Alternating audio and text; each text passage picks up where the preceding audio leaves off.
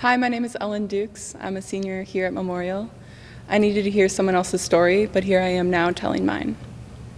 On October 2nd of my sophomore year, my family and I had not seen or heard from my sister, Marissa, in about 5 days. We were worried because she had struggled with drug addiction and depression for several years. That morning, I wasn't expecting something so traumatic and disturbing to happen, but it did. I found my sister dead. She had committed suicide, and I miss her more and more every single day. I can vividly remember the image to this day, and remembering the feeling that just consumed my body. And now being stable, I can recognize that those feelings are severe depression and PTSD. I continued to struggle with both conditions throughout high school.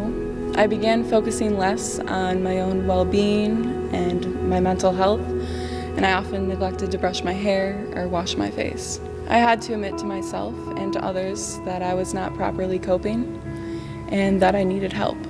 After several long months of suffering, struggling, and sitting in my sadness, I finally came to a point where I was able to slowly find resources that would bring me back to sanity and get me where I am today without the use of medication. For me, those resources were a support group at school, individual therapy, books, literature, and the tutoring center to raise my grades, and a long, long list of other things.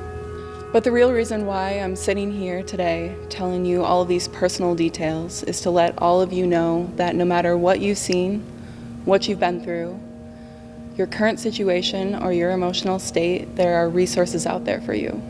It took me a long time to figure that out and know which ones worked for me, and I'm still in that process now, but you can do the same. I'm going to be transparent and say that waking up every single day and having to work for my stability and happiness is not easy, but it gets easier with time.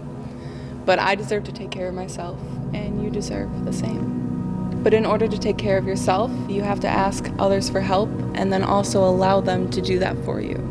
There's so many organizations, books, videos, groups, free resources that you can use, and even spaces that are accepting of you and your situation. I wish that my sister would have reached out and attempted to seek out resources, because she probably would have been alive today if she had done that. I walk around Memorial and I see or hear that too many of us are struggling mentally or emotionally. And my message to the person who sits across from me or passes me in the hall, I see you as a whole person with a story, a future, and someone who has value and worth. Or even as a person who can sit in this chair in front of this camera a year from now and tell your story. I wish all of you luck in your journey of well-being, as I even continue in my own. Know that you are not alone and things will improve.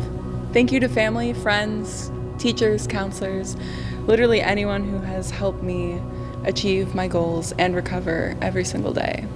You are much appreciated, and I'll repay you at some point in my life. Stay healthy, Memorial.